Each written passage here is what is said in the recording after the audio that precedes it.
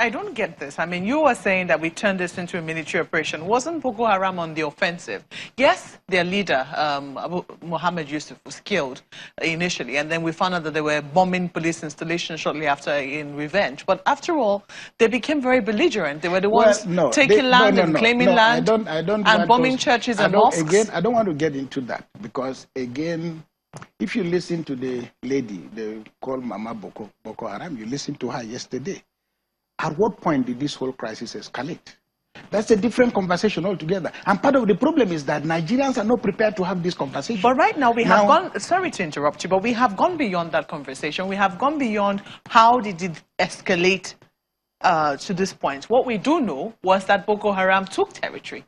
Land that, you know, belongs to Nigeria and declared a caliphate. Yes, but that is almost in the middle of the conversation. That's the middle of the conversation. Perhaps when a war has broken out. What I'm saying, and I've written severally about this, my argument is that, look, if you really want to understand Boko Haram at another level, you have to push back over 100 years of Nigeria's history.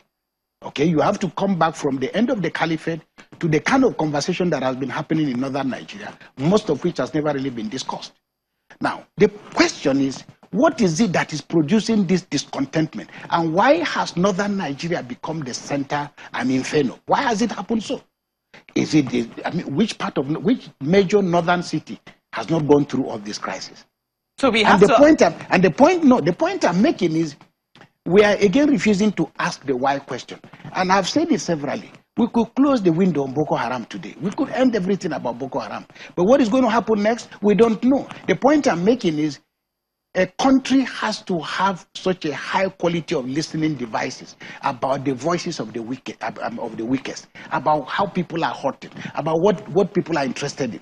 And if you don't have a country that has those kind of listening devices, we think that SSS business is, or the Office of National Security Advisor is just about guns and bullets. It's also about, if weather conditions are unfavorable, what is going to happen to us? What is going to happen to agriculture?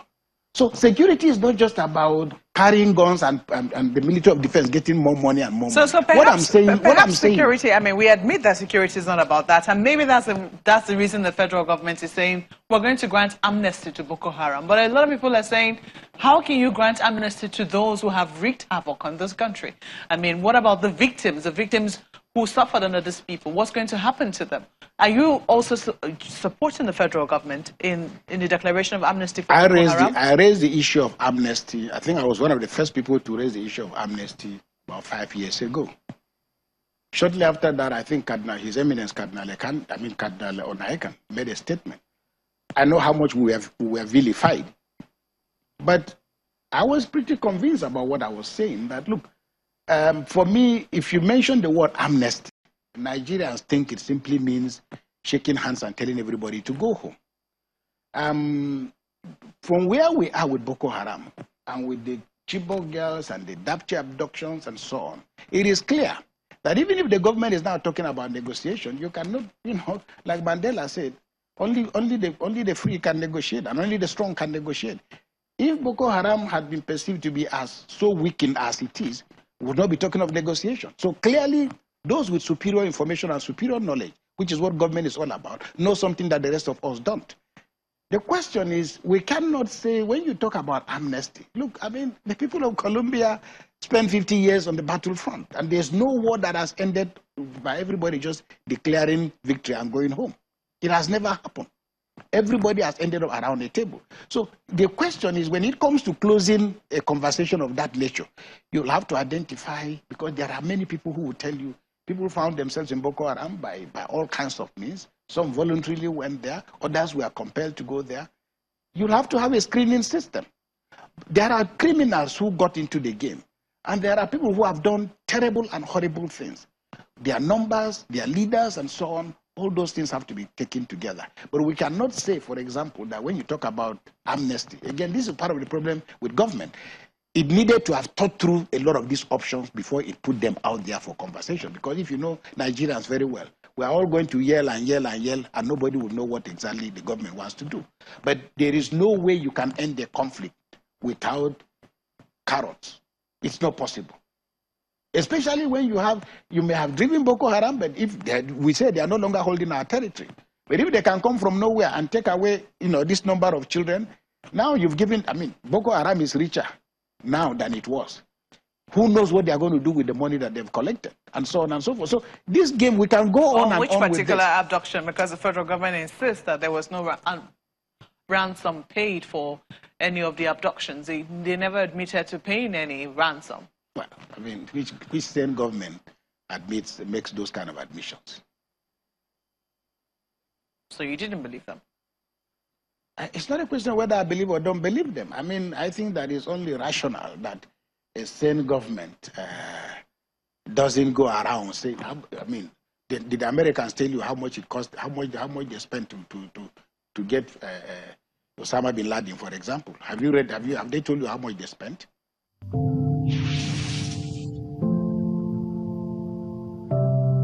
That's the program tonight. But before we go, a couple of mails from you on our last interview with Senator Ibrahim Mantu. Wale Lawal says, I'm impressed at Senator Mantu's self-confessed born-again status, as well as admittance of election rigging in the past. Unfortunately, over 70% of today's electoral voters and other players will accept financial inducement to partake in the process. Whether we can ever get out of this quagmire remains to be seen. Now, from Edon Gazette Mbach, you say, I was really impressed with his frankness and sincerity. He spoke from his heart and not from his mouth. But one question I expected you to ask him was if he will be ready to face criminal prosecution for electoral offenses. Is there a way you can put this question to him, even if via the telephone? I really would want to have his opinion. Well, we'll see about putting that question to him. Edon Gazette. And Ile Submission says, Senator Mantu's comment is highly commendable, but has only shown the level at which our election and electoral processes has gone to, regardless of whatever level of reduction we measured in the last election. For him, being a repentant or born-again politician, he's just but one man in the PDP, and it will be extremely difficult for him to convince other members to adjust to his preaching because they want to continue to benefit from our country's inadequacies, and the PDP and its members have benefited immensely from those inadequacies. Fidel Omen says he may have actually repented, but the fact remains that the acts committed have set this country backward very irreparably. But this is the only way to go. Nigeria needs healing, commitment to the national cause, and selfless service. The electioneering process, as being projected by the National Assembly, is the only way the undue influence can be minimized. He says that all the political parties remain avenues to grab power. Will this ever change? And lastly, from Pius Nzewihe, you say, sincerely speaking, having watched former Senator Mantu on your program, I saw a man not speaking for his party, but spoke on issues. I am one of those that never believed in Senator Mantu, but his born-again political status has endeared him to me. I appreciate his humility and sincerity, because not all in his caliber as elders and national stakeholders will acknowledge and speak in that manner. Well, thank you for your mails and many, many tweets and retweets. You too can be a part of the conversation using our various handles. And if you miss any episode, simply log on to channelstv.com. Thank you for watching tonight. I'm Maokwe Ogun Yusuf. Good night.